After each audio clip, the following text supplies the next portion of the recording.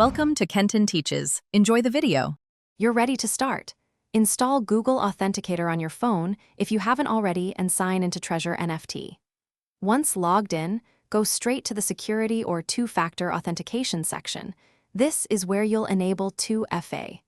Make sure your wallet and recovery seed are nearby because you may need them for account confirmation. Tap to add a new authenticator entry in Treasure and choose the option to show a QR code or manual key. This is the first actionable step to link your device. Now scan the QR code shown by Treasure NFT with Google Authenticator, or select manual entry and type the provided secret key into the app if scanning isn't possible.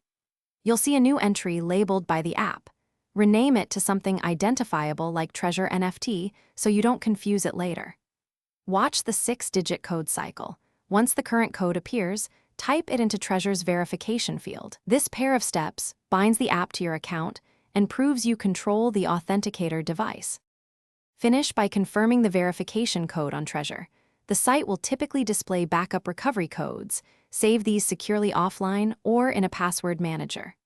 Once done, sign out and sign back in to test that Google Authenticator generates valid codes for login.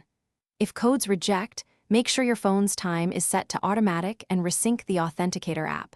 Time drift is the most common fault.